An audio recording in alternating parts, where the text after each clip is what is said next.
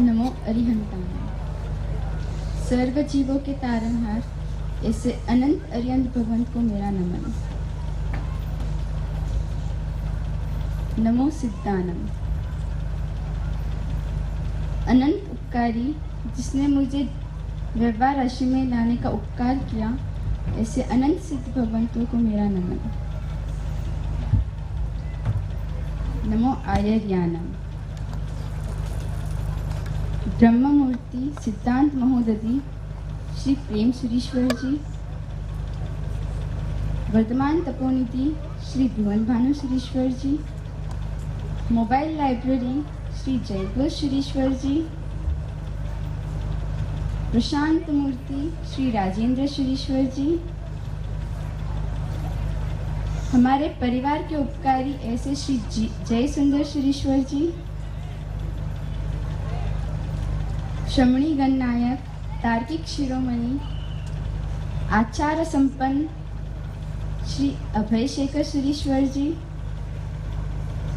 प्रसन्न चित्तधारी हुगली नगर के श्रीताज ऐसे अजित शेखर सुरीश्वर जी, तपस्वी रत्न विमल बोधि सुरीश्वर जी, 36 गुणों से युक्त अनंत आचार्य भगवंतों को मेरा नमन। नमो उवज्जायानम। अध्ययन और अध्यापन कराने में हमेशा तत्पर ऐसे श्री विमल सेन विजय जी, कनक सुंदर विजय जी और अनंत उपाध्याय भगवंतों को मेरा नमन। नमो लोए सव्वसाहोनम। तपस्वी रत्न श्री जयसोम विजय जी, प्रातः स्मरणीय मंगलकारी श्री वसंत प्रभाश्री जी, अप्रमत्तता के साधक श्री चारित्र वर्धनाश्री जी, मातृ हृदया श्री ज्योति वर्धनाश्री जी, व्यावच्छ प्रेमी भवोदधि तारक श्री हर्ष ज्योति श्री जी, स्वाध्याय प्रेमी मौन ज्योति श्री जी माए सर। वसंत के उपवन में चारित्र की ज्योति प्रगटाने के लिए, रत्नत्रयी की प्राप्ति के लिए, हर्ष पूर्वक मौन की साधना के लिए, त्रिलोक वत्सल अरहम की कृपा से मन को विमल बनाने के लिए,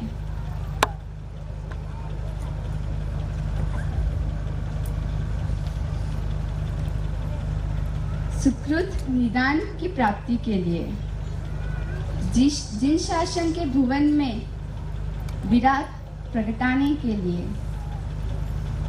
तारक तत्वों के ऊपर नम्र बनने के लिए, ऋंकार मंत्र के प्रकृष्ट पुण्य से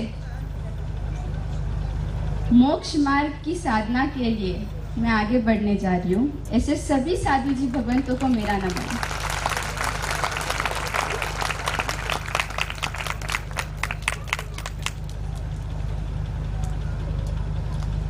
स्पीच।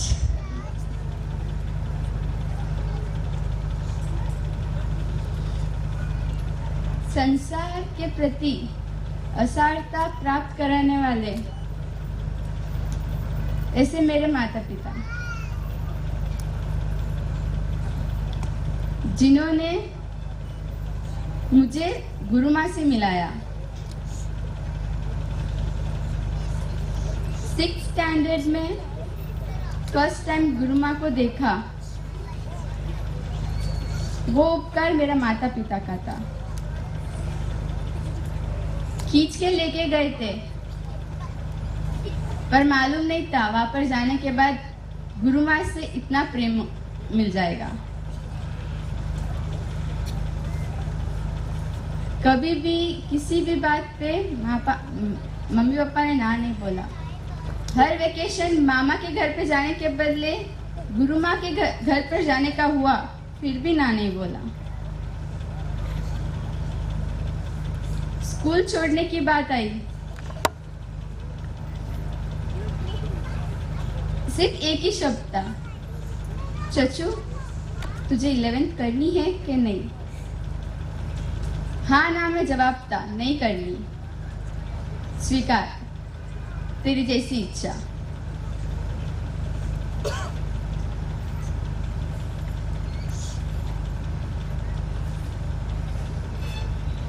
व्यवहार को संभालने में मेरी माँ ने मदद की और अध्यात्म में जाने के लिए मेरे पिता ने मेरी मदद की।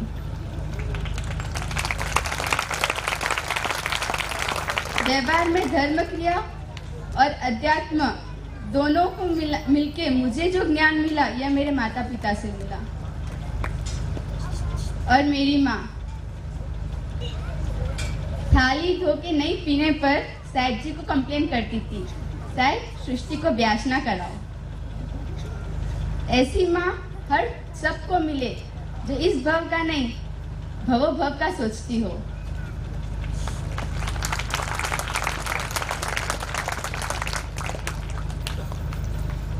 एक घंटे से भी ज्यादा हाथ में मोबाइल हो तो साहिब को कंप्लेन जाती थी, साहिब जी पूरा दिन मोबाइल में रहती है, कुछ तो बोलो इसको। ऐसे भवो भव तक मुझे यही माँ मिले जो संसार की असारता को मुझे समझाती रहे।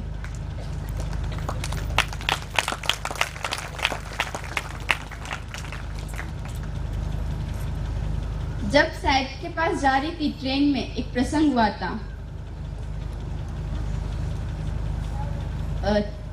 रेल ट्रैक के आजू बाजू झुपड़ी के लोग रह रहे थे, तो वहां पर उनके छोटे छोटे बच्चे रेल ट्रैक के आसपास खेल रहे थे। उनकी मम्मी घर पे काम कर रही थी। मैं जिस ट्रेन में बैठी थी और जिस बोगी में मैं बैठी थी वो बच्चे ट्रेन के नीचे आ गए और अचानक से उनका एक्सीडेंट हो गया। यह दृश्य पूरा मेरे सामने ही था। खिड़की से जब देखा तो उनकी माँ बहुत जोर जोर जोर से रो रही थी। तब मन में एक विचार आया, हंसते खेलते ये नादान बच्चे जिसको कुछ भी नहीं मालूम था, अचानक से उनकी मौत। मेरा आयुष्य मुझे मालूम नहीं है।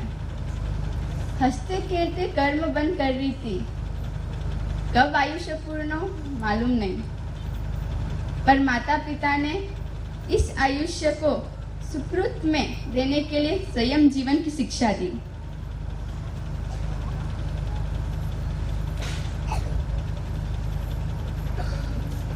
मेरे मुहूर्त के पहले अराउंड जब साहिब जी के पास रह रही थी 5 साल तक, हुगली के सभी लेडीज के मन में या जेंट्स के मन में भी होगा, बहुत सारे क्वेश्चंस थे, जैसे कि तू इतनी सिंपल क्यों रहती है, बाल भी नहीं धोती, अच्छे से कोम भी नहीं करती,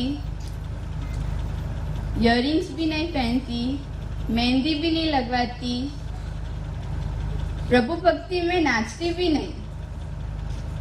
ये सब क्वेश्चंस बहुत सारे थे मुहूर्त के पहले। मुहूर्त के बाद ये सब करना पड़ा। फोटो नहीं खिंचवाती, तो इस सब का आंसर मैं आज देना चाहती हूँ। फर्स्ट फोटो का, स्कूलिंग में फोटो का बहुत शौक था, बहुत मतलब बहुत। नया ड्रेस पहना, पहले फोटो लो फिर जाओ। गुरु माँ के पास गए, तब भी थोड़ा थोड़ा शौक था। जैसे जैसे वहां पर रहने लगे फिर मालूम पड़ा जिस फोटो को मैं देख रही हूँ वो फोटो नहीं है, स्केलेटन है। असली फोटो मेरी आत्मा है जो उस कैमरा में कभी नहीं दिखने वाली। यही एक रीजन था कि जिसमें मेरी आत्मा दिखे वैसा फोटो मुझे चाहिए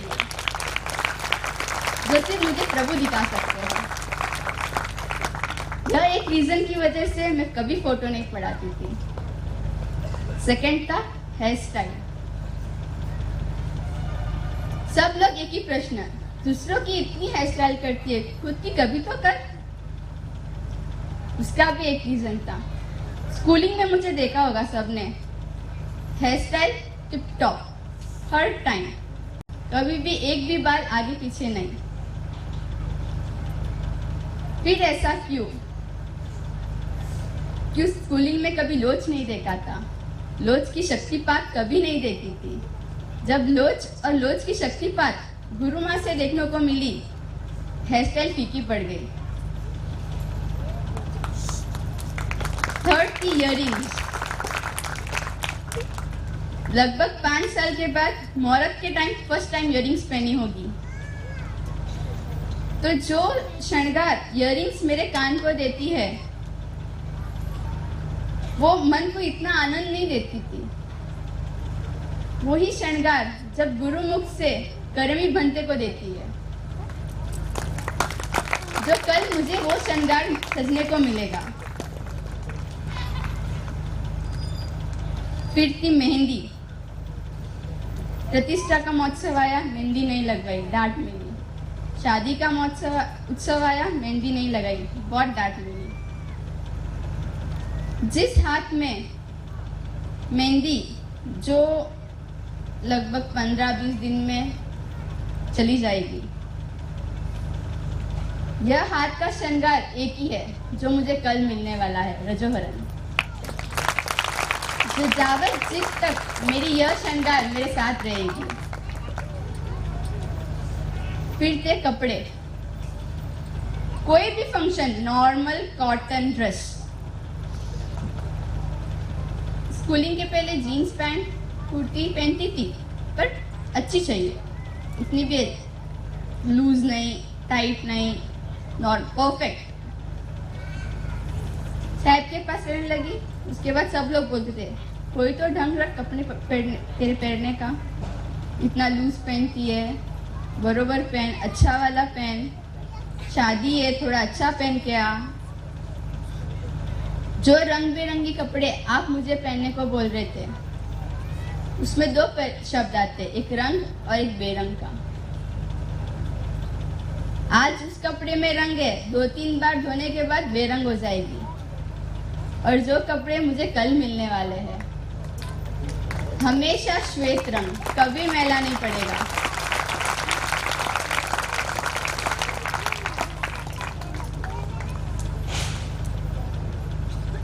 फिर थी मेरे शरीर, कितनी पतली पड़ गई। 5 साल में यही एक वाक्य सुना है, कभी कभी सुनने को मिलता है, सृष्टि आज थोड़ी अच्छी लग रही है तू। तो मुझे लगता था यह शरीर आप देख रहे हो, मुझे नहीं देखना है शरीर को। मेरे लिए शरीर आत्मा पे लगी एक सूजन है। सूजन जितनी बढ़ती है कम होती है, आत्मा को इफेक्ट नहीं करती। इसलिए यह सूजन आप भी न देखे मेरी दीक्षा के बाद आके मत बोलना साहब बहुत पतले पड़ गए आप। यह सिर्फ सूजन है आत्मा पे लगी हुई। और कोई क्वेश्चन है जो मेरे पहले के थे और बाकी हो? हंसती नहीं। मुहूर्त के बाद कभी रोता देखा है? जो फिर एक सबसे बड़ा जो मुहूर्त के बाद भी मुझे बहुत सुनने को मिला है, नाचती नहीं। नाचने में एक आनंद चाहिए, प्रभु भक्ति में बहुत आनंद है, मालूम है, पर जितनी प्रभु आज्ञा में है उतनी प्रभु भक्ति में नहीं है।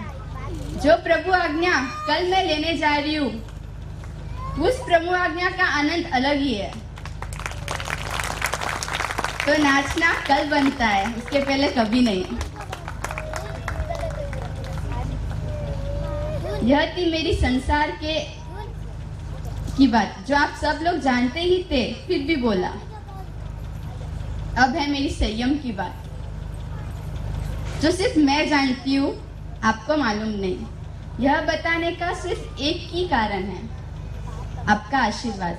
मेरी जो इच्छा है उसको पूर्ण करने में सिर्फ आपका आशीर्वाद चाहिए।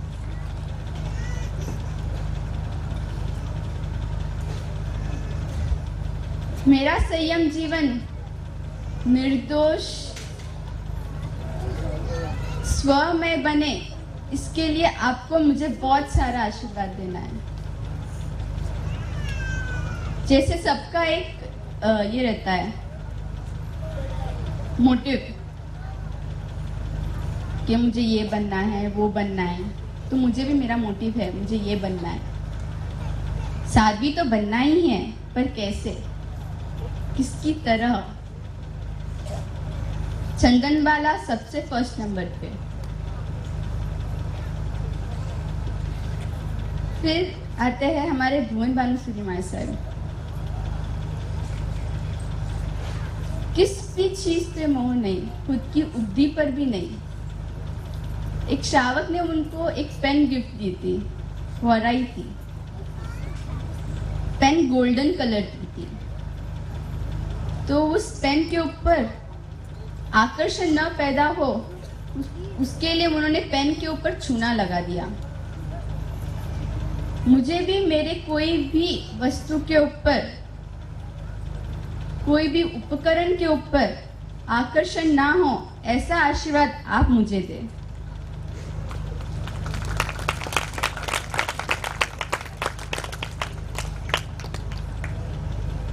जितेंद्र सुरीश्वर जी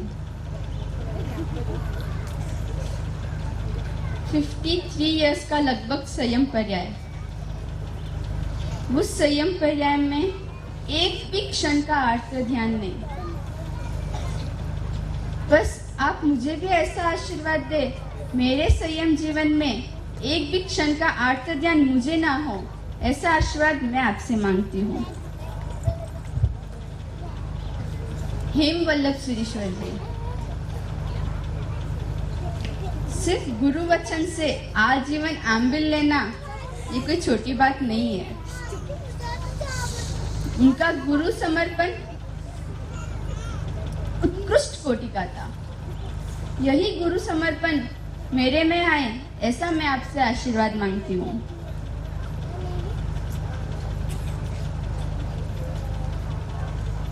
श्रमणी गणनायक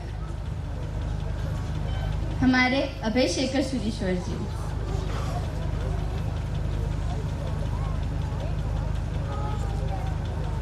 उनकी आचार चुस्तता, उनका स्वाध्याय, उनका तप, ऑलराउंडर, वो ऑलराउंडर गुण मेरे में भी आए, ऐसा मैं आपसे आशीर्वाद मांगती हूँ। हमारे हुगली नगर के शिरताज ऐसे श्री अजित शेखर सुरीश्वर जी, उनका एक प्रसंग गुरु माँ के मुख से सुनने को मिला था। हमारी जोग की क्रिया रहती है, तो उस जोग की क्रिया में क्रिया करते वक्त छींक की आवाज नहीं आनी चाहिए। तो गुरु माँ ने एक बार बोला था, जब अजित शेखर सुरीश्वर जी महाराज साहब के बड़े जोग चल रहे थे, तो उनकी एकाग्रता इतनी थी कि उनके बाजू में कोई चीख करे ना, उनको कोई मालूम नहीं पड़ता था। ऐसी एकाग्रता मेरे संयम जीवन में मेरे लिए आए, ऐसा मैं आपसे आशीर्वाद मांगती हूँ।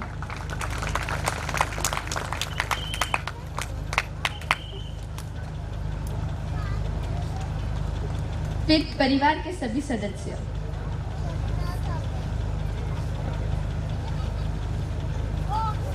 भाई बहन, मासा मासेसा, बुआ भौरा जी, सभी ने जब मुहूर्त की बात की, एक ने भी ऐसा नहीं बोला सृष्टि अभी क्यों। सहर्ष सबका स्वीकार। मुझे मेरे मुहूर्त की आज्ञा देने के लिए आपका बहुत बहुत उपकार।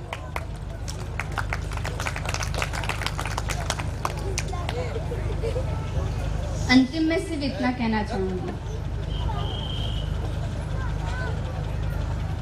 जिसको ऋतु नहीं नड़े ऐसे ऋषि, जिसको संताप नहीं नड़े ऐसे मुनि, जिसको कोई गाटे नहीं लगे ऐसे निर्ग्रंथ, जिसको सुख की कोई लालसा न हो ऐसे मुनि, जिसका कोई घर न हो ऐसे अंगार, यह सभी विशेषणों को मैं साकार करूं, ऐसी साध्वी मैं बनूं।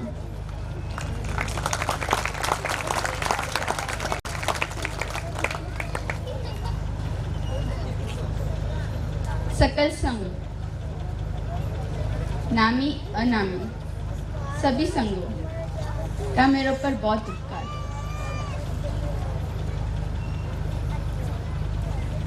आप मुझे ऐसा आशीर्वाद दो कि जो संयम मैंने आपसे शेयर किया है उससे बहुत बहुत बहुत ऊंचा शुद्ध संयम जीवन में पाल सकूं।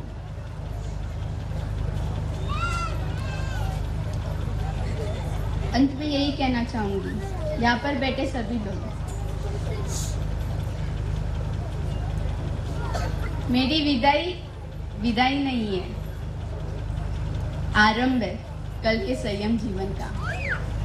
विदाई सिर्फ एक नाम है, पर मेरी जिंदगी का शुरुआत कल से है। कल के दिन जो रजोहरण मुझे मिलने वाला है, वह रजोहरण और वह उल्लास जीवन पर्यंत मेरे हृदय में रहे, यह आपसे मैं मांगती हूँ। जिन्हें कुछ भी कहा तो अच्छा